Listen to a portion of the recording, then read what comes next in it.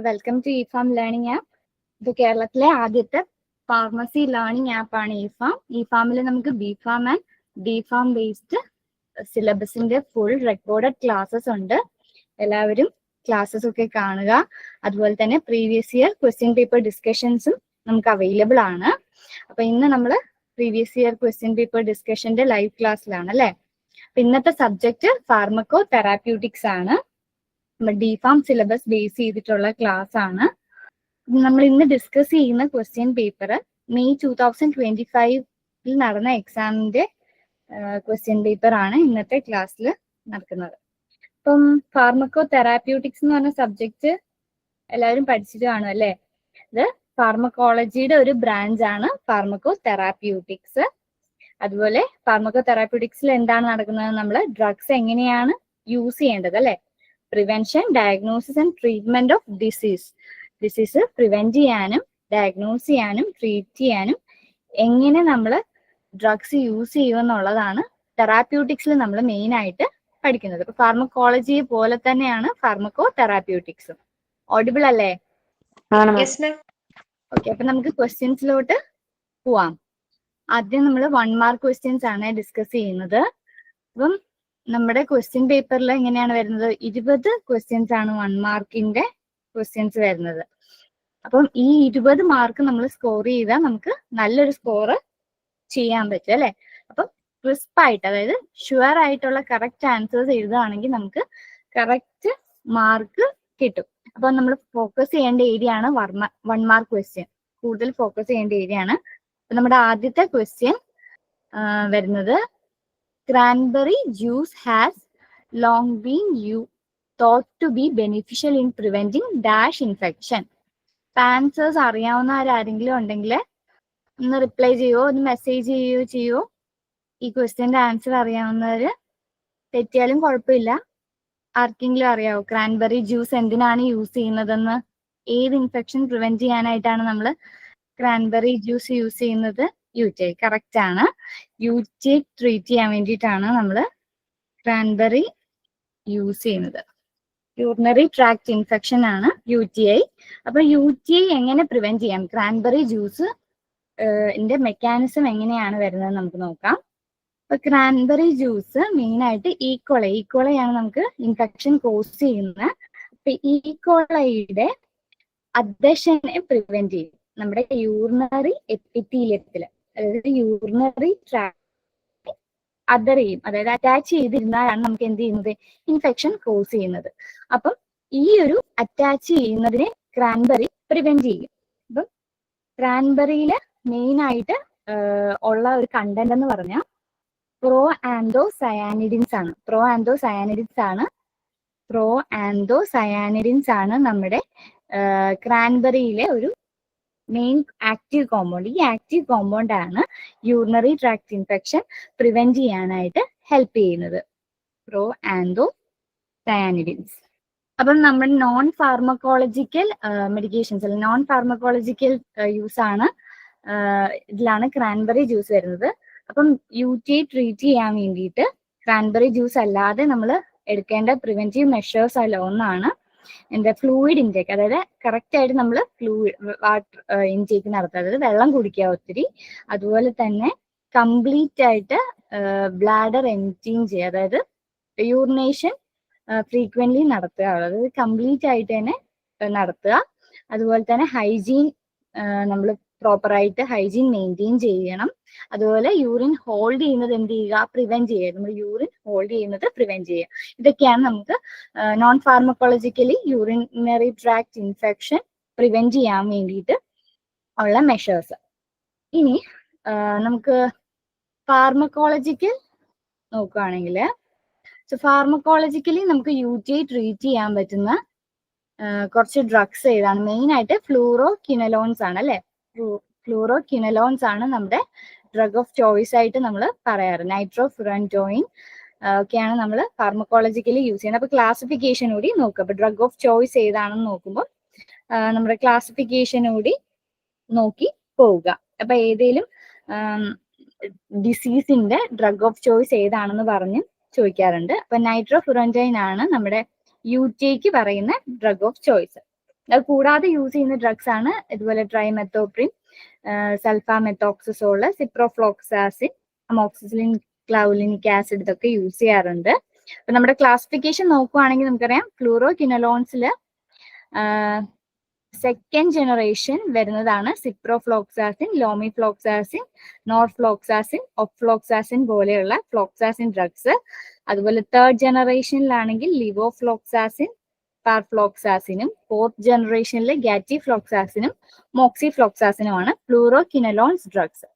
ഇനി നമ്മുടെ കിനലോൺസ് ഫസ്റ്റ് ജനറേഷനിൽ വരുന്നത് നെലിഡിക്സിക് ആസിഡും സിനോക്സിസിനും ആണ്. ഓക്കെ, നമുക്ക് നെക്സ്റ്റ് ക്വസ്റ്റ്യൻ നോക്കാം.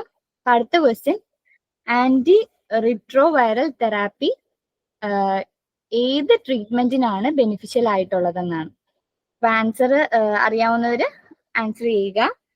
ഞാനൊരു 1 ടൈം തരാം. എയ്ഡ്സ്.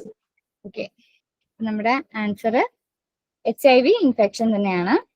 അപ്പം ഹ്യൂമൻ ഇമ്മ്യൂണോ വൈറസ് ഇൻഫെക്ഷൻ ആണ് അല്ലെ HIV infection. Anti retroviral therapy HIV replication suppress ചെയ്യാനാണ് യൂസ് ചെയ്യാറ്. അങ്ങനെ നമ്മുടെ വൈറൽ ലോഡ് റെഡ്യൂസ് ചെയ്യുകയും ഇമ്മ്യൂൺ ഫങ്ഷനെ ഇംപ്രൂവ് ചെയ്യുകയും ചെയ്യും. ഇങ്ങനെ CD4 സെൽ കൗണ്ട് കൂട്ടിയിട്ടാണ് ഇമ്മ്യൂണിറ്റിയെ ഇംപ്രൂവ് ചെയ്യുന്നത്. ഇത് റിലേറ്റ് ചെയ്ത് നമുക്ക് വരാൻ സാധ്യതയുള്ള കുറച്ച് ക്വസ്റ്റ്യൻസ് ആണ്. ഒന്ന്, ഹാർട്ടിന്റെ ഫുൾ ഫോം ചോദിക്കാം. അതായത് highly active anti retroviral therapy, അല്ലെങ്കിൽ ആന്റി റിട്രോവൈറൽ തെറാപ്പിയുടെ ഗോള്. ആന്റി റിട്രോവൈറൽ തെറാപ്പിയുടെ ഗോള് വരുന്നത് വൈറൽ സപ്രഷൻ അല്ലെങ്കിൽ എന്താണ് എയ്ഡ്സിന്റെ പ്രോഗ്രഷൻ പ്രിവെന്റ് ചെയ്യുക.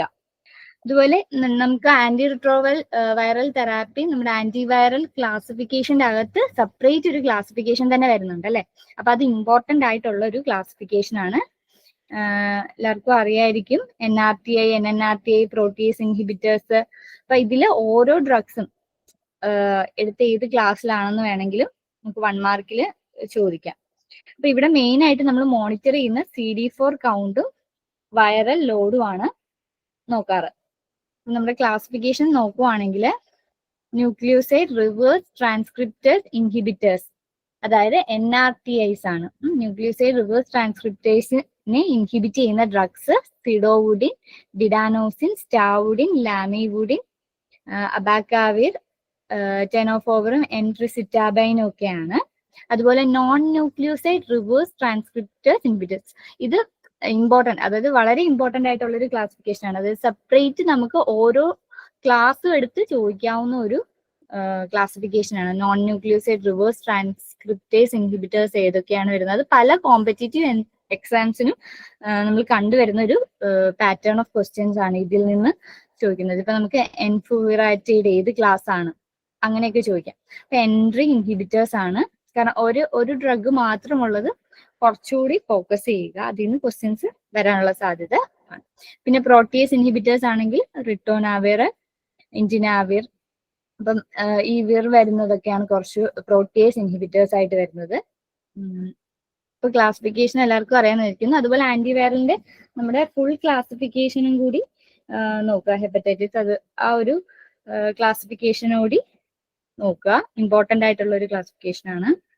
നമ്മുടെ നെക്സ്റ്റ് ക്വസ്റ്റ്യൻ, വൈറ്റമിൻ B12ന്റെ ഡെയിലി റിക്വയർമെന്റ് എത്രയാണ് ഇൻടേക്ക് ചെയ്യേണ്ടതെന്നുള്ളതാണ്. ആൻസർ ചെയ്യുക. വൈറ്റമിൻ B12 എന്ന് പറയുമ്പോൾ നമുക്ക് വാട്ടർ സോലുബിൾ ആയിട്ടുള്ള ഒരു വൈറ്റമിൻ ആണ്. ഓക്കെ, ഡെയിലി റിക്വയർമെന്റ് അറിയില്ലെങ്കിൽ നമുക്ക് വൈറ്റമിൻ B12 എന്തിനാണ് യൂസ് ചെയ്യുന്നതെന്ന് അറിയോ? മെയിൻ ഫങ്ഷൻസ്, എസെൻഷ്യൽ എന്തിനാണ് യൂസ്? 2.4 mcg, 1 to 2 മൈക്രോഗ്രാം എന്നാണ് നമ്മൾ പറയാറ്. 1 to 2 മൈക്രോഗ്രാം ആണ്. അപ്പൊ ഇതില് മെയിൻ ആയിട്ട് വൈറ്റമിൻ B12 എന്തിനൊക്കെയാണ് യൂസ് ചെയ്യാറ്? എന്തിനൊക്കെ ആയിരിക്കും വൈറ്റമിൻ B12 എസെൻഷ്യൽ ആയിട്ട് വരുന്നത്? Megaloblastic anaemia. Okay, megaloblastic, very good. Megaloblastic അനീമിയക്ക്, അതായത് വൈറ്റമിൻ B12ന്റെ ഡെഫിഷ്യൻസി കോസ് ചെയ്യുന്ന ഒരു ഡിസീസ് ആണ് മെഗാലോബ്ലാസ്റ്റിക് അനീമിയ. ഒരു കണ്ടീഷൻ ആണ് മെഗാലോബ്ലാസ്റ്റിക് അനീമിയ. അപ്പൊ കീ പോയിന്റ്സ് നോക്കാം. വൈറ്റമിൻ B12 നമുക്ക് DNA സിന്തസിസിന് വേണ്ടിയിട്ട്, അതുപോലെ തന്നെ RBC ഫോം ചെയ്യാൻ വേണ്ടി, RBCയുടെ ഫോർമേഷന് വേണ്ടിയിട്ടും നോർമൽ നെർവ് ഫങ്ഷൻസിനും ഒക്കെ കൊടുക്കുന്ന ഒരു വൈറ്റമിൻ ആണ്, വൈറ്റമിൻ B12. വൈറ്റമിൻ B12ന്റെ പേര് ആർക്കെങ്കിലും അറിയോ? മീഥൈൽ കൊബാലമിൻ എന്ന് പറയും.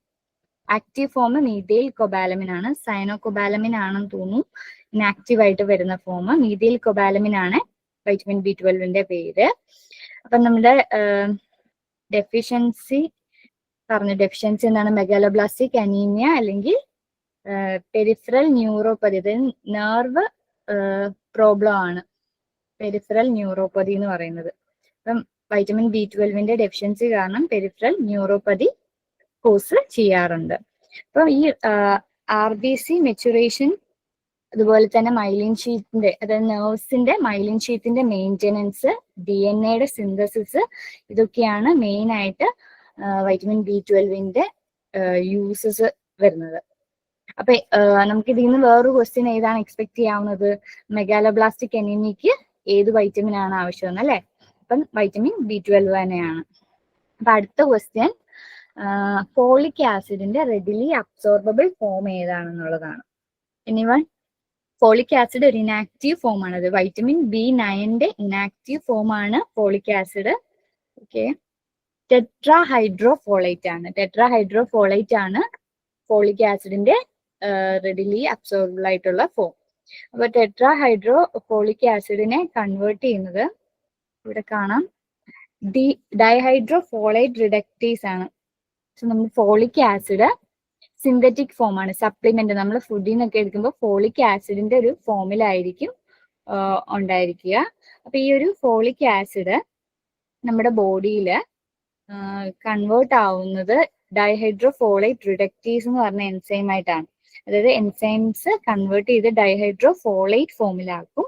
ഡൈഹൈഡ്രോഫോളേറ്റ് വീണ്ടും എൻസൈംസ് അതിനെ റിഡ്യൂസ് ചെയ്ത് ടെട്രാഹൈഡ്രോ ഫോളേറ്റ് ആയിട്ട് കൺവേർട്ട് ചെയ്യും. അപ്പൊ ഈ ഒരു ടെട്രാഹൈഡ്രോഫോളേറ്റ് ആണ് റെഡിലി അബ്സോർബിൾ ആയിട്ടുള്ള ഫോം. അതായത് നമ്മുടെ ബോഡിയിൽ അബ്സോർബൻസ് നടക്കുന്നത് ഈ ഒരു ഫോമിൽ, ആക്റ്റീവ് ഫോം ആവുന്നത് ടെട്രാഹൈഡ്രോഫോളേറ്റ് ആവുമ്പോഴായിരിക്കും. അപ്പൊ അതുപോലെ തന്നെ ഫോളിക് ആസിഡിന്റെ ഡെഫിഷ്യൻസി മെഗാലോബ്ലാസ്റ്റിക് അനീമിയ കോസ് ചെയ്യും. ഇനി ഒരു ഡ്രഗ് ഇന്ററാക്ഷന്റെ കാര്യം പറയുകയാണെങ്കിൽ മെത്തോട്രെക്സേറ്റ്. അപ്പൊ മെത്തോട്രെക്സേറ്റിന്റെ ആക്ഷൻ എന്താണ്? മെത്തോട്രെക്സേറ്റ് എന്ന് പറഞ്ഞാൽ ഒരു ആന്റി റുമാറ്റിക് ഡ്രഗ് ആണ്, അല്ലെങ്കിൽ ക്യാൻസറിന് നമ്മൾ യൂസ് ചെയ്യുന്ന ആന്റി മെറ്റബോളൈറ്റ് ആണ് അല്ലെ. ആന്റി മെറ്റബോളൈറ്റ് ആണ്. അതായത് ഇവരുടെ മെക്കാനിസം ഓഫ് ആക്ഷൻ, അതായത് മെത്തോട്രെക്സേറ്റിന്റെ മെക്കാനിസം ഓഫ് ആക്ഷൻ എന്ന് പറഞ്ഞാൽ ഡൈഹൈഡ്രോഫോളേറ്റ് റിഡക്റ്റീസിനെ ഇൻഹിബിറ്റ് ചെയ്യുക എന്നുള്ളതാണ്. ഈ ഒരു എൻസൈംസിനെ ഇൻഹിബിറ്റ് ചെയ്യുക എന്നുള്ളതാണ് മെയിൻ ആയിട്ട് മെത്തോട്രെക്സേറ്റ് ഡ്രഗ് ചെയ്യുന്നത്. അപ്പൊ ഈ ഒരു എൻസൈംസ്, അതായത് മെത്തോട്രെക്സേറ്റ് എന്ത് ചെയ്യും? ഫോളേറ്റിന്റെ ഈ മെറ്റബോളിസത്തിനെ ഇൻഹിബിറ്റ് ചെയ്യും. അപ്പം മെത്തോട്രെക്സേറ്റ് ടോക്സിസിറ്റിക്ക്, അതായത് മെത്തോട്രെക്സേറ്റ് കൂടുതൽ കഴിച്ചു കഴിയുമ്പം നമുക്ക് എന്ത് കാണില്ല? ടെട്രാഹൈഡ്രോഫോളേറ്റ് ഫോമിലോട്ട് കൺവേർട്ട് ആവില്ല, അല്ലെങ്കിൽ ഫോളിക് ആസിഡിന്റെ ഒരളവ് നമ്മുടെ ബോഡിയിൽ കുറയും. അപ്പൊ ആ ഒരു കണ്ടീഷന് നമ്മൾ യൂസ് ചെയ്യുന്നത് ഫോളിനിക് ആസിഡ്, അതായത് ലുക്കോവറിൻ ഫോമില് ആണ് യൂസ് ചെയ്യുന്നത്. മെത്തോട്രെക്സേറ്റ് ടോക്സിസിറ്റിക്ക് അല്ലെങ്കിൽ മെത്തോട്രെക്സേറ്റ് കൂടുതലായിട്ട് യൂസ് ചെയ്യുമ്പോൾ വരുന്ന കണ്ടീഷനാണ് ഈ ഒരു ഫോളിക് ആസിഡിന്റെ ലെവല് കുറയുന്നത്. അപ്പൊ അത് ട്രീറ്റ് ചെയ്യാൻ നമ്മൾ യൂസ് ചെയ്യുന്നത് ലുക്കോവറിൻ ആണ്, ഫോളിനിക് ആസിഡ്. ഓക്കെ അല്ലേ? Okay, ma'am. അപ്പൊ നമ്മുടെ അടുത്ത question, boutonniere deformity is a special feature present in patient with. Feature ആണ്. ഈ ഒരു ഡിഫോമിറ്റി ഏത് ഡിസീസിലാണ് കാണുന്നത്? ബോട്ടിനിയൽ ഡിഫോമിറ്റി നിങ്ങൾക്ക് ഏത് അസുഖമുള്ള പേഷ്യൻസിലായിരിക്കും കാണപ്പെടുന്നതെന്നാണ്. ഇത് ആർക്കെങ്കിലും അറിയോ? Rheumatoid arthritis. കറക്റ്റ് ആണ്. റുമറ്റോയ്ഡ് ആർത്രൈറ്റിസിലാണ് ഈ ഒരു കണ്ടീഷൻ കാണപ്പെടുന്നത്. അപ്പൊ ഈ ഒരു കണ്ടീഷൻ എന്ന് പറഞ്ഞാൽ ഈ നമ്മുടെ ഈ ഫിംഗേഴ്സിന്റെ, അപ്പൊ റുമറ്റോയ്ഡ് ആർത്രൈറ്റിസ് എല്ലാവർക്കും അറിയാലേ, ജോയിന്റ്സിൽ കോസ് ചെയ്യുന്ന ഒരു ഓട്ടോ ഇമ്മ്യൂണിറ്റി ഡിസോർഡർ ആണ് റുമറ്റോയ്ഡ് ആർത്രൈറ്റിസ്. അപ്പൊ ഓട്ടോ ഇമ്മ്യൂൺ ഡിസോർഡേഴ്സ് എന്ന് പറഞ്ഞാൽ, ഓട്ടോ ഇമ്മ്യൂൺ ഡിസോർഡേഴ്സ് എന്ന് പറഞ്ഞാൽ നമ്മുടെ സെൽഫ് ഇമ്മ്യൂൺ സിസ്റ്റം നമ്മളെ തന്നെ ഒരു ആന്റിജൻ ആയിട്ട് കൺസിഡർ ചെയ്യുക. അതായത് ഇപ്പം നമ്മുടെ ബോഡിയിലെ സോൾജേഴ്സ് ആണ് നമ്മുടെ ഇമ്മ്യൂൺ സിസ്റ്റം അല്ലെ. അപ്പൊ നമ്മുടെ ബോഡിയെ പ്രൊട്ടക്ട് ചെയ്യാനായിട്ടുള്ള സോൾജേഴ്സ് ആണ് എന്ത്? Immune system. അപ്പൊ ഈ ഇമ്മ്യൂൺ സിസ്റ്റം നമ്മുടെ സെൽസിനെ തന്നെ അല്ലെങ്കിൽ നമ്മുടെ ബോഡിയെ തന്നെ കൊല്ലുന്ന ഒരവസ്ഥ. അതായത് ഇപ്പൊ നമ്മുടെ സോൾജേഴ്സ് നമ്മുടെ കൺട്രിയിലുള്ള ആൾക്കാരെ തന്നെ കൊല്ലുന്ന ഒരവസ്ഥ. ആ ഒരു അവസ്ഥയാണ് നമ്മൾ ഓട്ടോ ഇമ്മ്യൂൺ ഡിസീസ് എന്ന് പറയുന്നത്.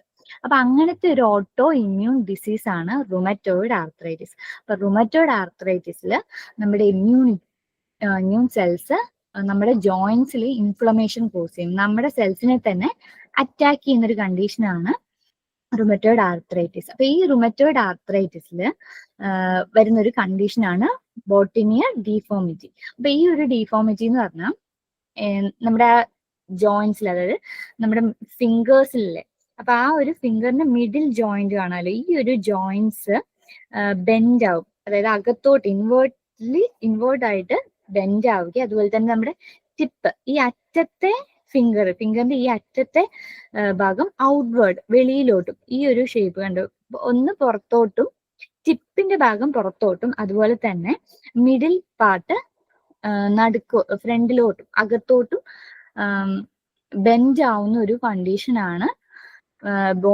ബോട്ടനിയർ ഡീഫോമിറ്റി എന്ന് പറഞ്ഞത്. അപ്പൊ ഈ ഒരു ഡീഫോമിറ്റി മെയിൻ ആയിട്ട് നമ്മൾ കാണുന്നത് റുമറ്റോയിഡ് ആർത്രൈറ്റിസിലാണ്. അപ്പൊ അതിന്റെ കണ്ടീഷന്റെ ഡെഫിനിഷൻ, അതായത് ഡിഫോമിറ്റി എങ്ങനെയാണ്, ക്രോണിക് സൈനോവിയൽ ഇൻഫ്ലമേഷൻ, അതായത് സൈനോവിയൽ ഫ്ലൂയിഡ്, നമ്മുടെ ജോയിന്റ്സിന്റെ സൈനോവിയൽ ഫ്ലൂയിഡ് അല്ലെങ്കിൽ സൈനോവിയൽ ഉണ്ടാവുന്ന ഇൻഫ്ലമേഷൻ കാരണമാണ് കോസ് ചെയ്യുന്നത്. അപ്പൊ അവിടെ എന്താണ്, ഫ്ലെക്ഷൻ സംഭവിക്കുക അല്ലെ, പ്രോക്സിമൽ ഇന്റർഫലാഞ്ചിയൽ, അതായത് നമ്മുടെ ഫിംഗേഴ്സിന്റെ ഇന്റർഫലാഞ്ചിയൽ ജോയിന്റില് ഫ്ലെക്ഷൻ സംഭവിക്കുക. അതുപോലെ തന്നെ ഹൈപ്പർ എക്സ്റ്റൻഷൻ, ഡിസ്റ്റൽ പാർട്ടായിട്ടുള്ള ഇന്റർഫലാഞ്ചിയൽ ജോയിന്റിന്റെ ഡിസ്റ്റൽ പാർട്ടിൽ ഹൈപ്പർ എക്സ്റ്റൻഷനും പ്രോക്സിമൽ പാർട്ടിൽ ഫ്ലെക്ഷനും സംഭവിക്കും. ഈ ഒരു കണ്ടീഷനെയാണ് ബോട്ടനിയർ ഡീഫോമിറ്റി എന്ന് പറയുന്നത്. അപ്പം മെയിൻ ആയിട്ട് ഇത് റുമറ്റോയിഡ് ആർത്രൈറ്റിസിലാണ് കാണപ്പെടുന്നത്.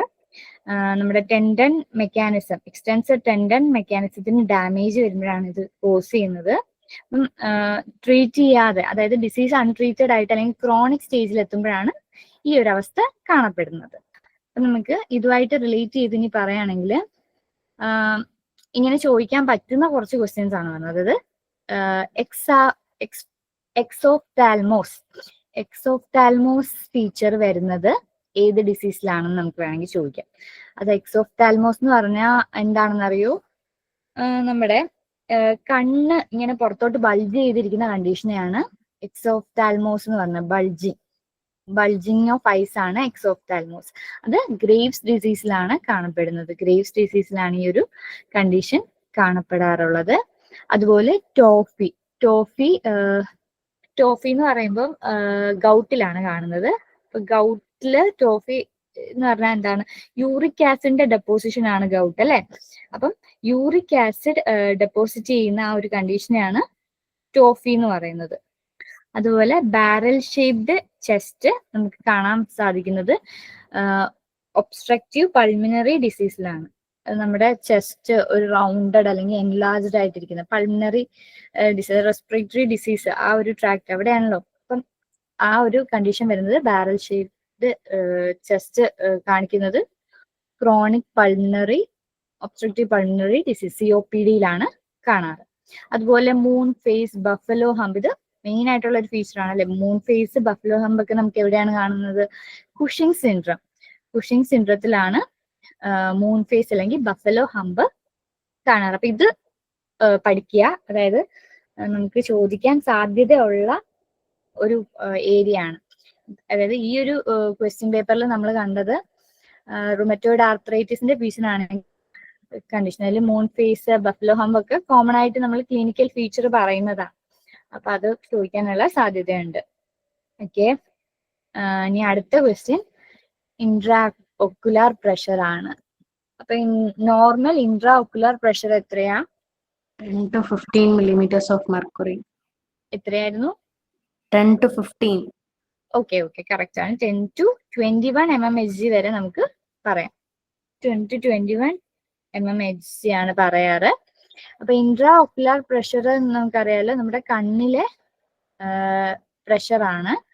അതായത് അക്വസ് ഹ്യൂമർ സെക്രീറ്റ് ചെയ്ത് അക്വസ് ഹ്യൂമർ ആണ് നമ്മുടെ ഇൻട്രാഓക്കുലർ പ്രഷർ മെയിൻറ്റെയിൻ ചെയ്യുന്നത്. നോർമലി 10 to 21 mmHg ആണ് നോർമൽ റേഞ്ച് പറയുന്നത്. അപ്പൊ ഈ ഒരു അക്വസ് ഹ്യൂമറിന്റെ ഫോമേഷനും ഡ്രെയിനേജും ആണ് ഈ ഒരു പ്രഷർ മെയിൻറ്റെയിൻ ചെയ്യുന്നത്. അപ്പൊ നമ്മുടെ ഈ ഒരു പ്രഷർ ബാലൻസ് തെറ്റിക്കഴിഞ്ഞാൽ എന്തായിരിക്കും നമുക്ക് കോസ് ചെയ്യുന്നത് കണ്ടീഷൻ? ഇൻട്രാഓക്കുലർ ഗ്ലൂക്കോമ. കറക്റ്റ് ആണ്. ഗ്ലൂക്കോമയാണ് ഇൻട്രാഓക്കുലർ പ്രഷർ കൂടുമ്പോൾ വരുന്നത്. അതായത് നമ്മുടെ കണ്ണിലെ പ്രഷർ കൂടുന്ന കണ്ടീഷനെയാണ് നമ്മൾ ഗ്ലൂക്കോമ എന്ന് പറയുന്നത്. അപ്പം ഇത് നമ്മൾ മെഷർ ചെയ്യുന്നത് ഇൻട്രാഓക്കുലർ പ്രഷർ മെഷർ ചെയ്യുന്നത് ടോണോമെട്രി യൂസ് ചെയ്തിട്ടാണ്. അതുപോലെ തന്നെ നമ്മുടെ കണ്ണിലെ പ്രഷർ കൂടിക്കഴിഞ്ഞാൽ എന്ത് സംഭവിക്കും? ഒപ്റ്റിക് നെർവിന് ഡാമേജ് ഉണ്ടാവും. ഓക്കെ, ഇനി ഇതുപോലെ നമുക്ക് ചോദിക്കാൻ സാധ്യതയുള്ള കുറച്ച് ക്വസ്റ്റ്യൻസ് ആണ്. ഫാസ്റ്റിംഗ് ബ്ലഡ് ഗ്ലൂക്കോസ് ലെവല്, അതുപോലെ തന്നെ സെറം ബിലിറൂബിൻ ലെവല്, അതുപോലെ തൈറോയ്ഡ് സ്റ്റിമുലേറ്റിംഗ് ഹോർമോൺ. അത് നേരത്തെ ക്വസ്റ്റ്യൻസിൽ ചോദിച്ചിട്ടുണ്ടെന്ന് തോന്നുന്നു. പ്രീവിയസ് ഇയർ ഓൾറെഡി ചോദിച്ചിട്ടുണ്ടെന്ന് തോന്നുന്നു. TSHന്റെ ഒരു നോർമൽ ലെവൽ റേഞ്ച് എത്രയാണെന്നുള്ളത്, അതുപോലെ ഹീമോഗ്ലോബിൻ ലെവല് മെയിൽസിലുള്ളത്, അതുപോലെ ഫീമെയിൽസ്. അപ്പൊ നമ്മൾ ആ ഒരു ലെവൽസ് ഒക്കെ ഒന്ന് പഠിച്ചു വെക്കുക. അങ്ങനത്തെ നോർമൽ റേഞ്ചസ് ഒക്കെ ഓർത്ത് വെക്കുക.